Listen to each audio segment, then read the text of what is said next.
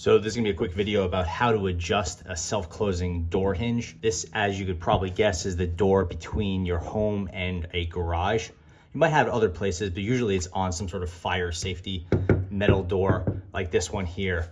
And the hinge will look like this. It's bigger than a normal hinge. It might have a little piece of metal here. And on one side, usually the side facing up, but not always the side facing up, there'll be a hex bolt. That means you have a self-closing door or a spring-loaded door. There's a lot of different names for it. That's why Googling this can be a little bit confusing. But basically, this is spring-loaded. You might have one or two of them. If there's one, it'll be in the middle. If there's two, they're usually at the top and bottom. And this is adjustable. So if your door is slamming or it doesn't close, then you can adjust this the same way you could adjust a gate hinge. But you want to be pretty careful about it. You don't want to over-tighten this spring. So to do this job, you're gonna need some pair of pliers, something like that, and probably a 4mm Allen key. The Allen key size is gonna vary depending on the hinge manufacturer, but mine have 4mm. And basically what you wanna do is you get that 4mm hex and keep it over here as far this way as possible. You wanna apply some pressure, and when you apply pressure, this little piece will come out. This piece is holding the spring in place. In here is a tightly wound spring that is pushing towards me, towards, I would say, counterclockwise.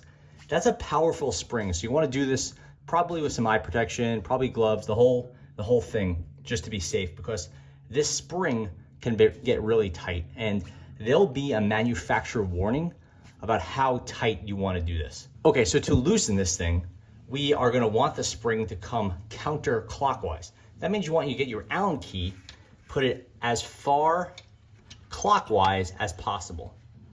You'll apply pressure. This will take the pressure off of this.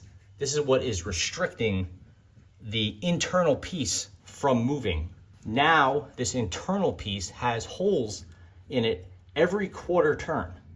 So let this go about a quarter, and you'll find a spot where the hole is. Okay, so maybe it's a little bit less than a quarter, maybe it's about 1/8 of a turn. Now you can see, I let it go in the default position. It was here, now it's here. That's that much less pressure on the spring. So now the door is going to close that much easily, which the spring is that much less wound. If I were to apply pressure here, pull this stopper out, turn it, and reinsert this, the default position of that spring is tighter. You can keep doing that. In this case, you would want to put the hex as far to the counterclockwise side as possible. Apply pressure, pull out the spring, pull out the stopper rather, and now tighten it more. And this now, that hex will go down more and the spring will be more tightly wound. You'll be really careful when you're tightening this. So if you over tighten, it can damage the spring and the whole mechanism can pop.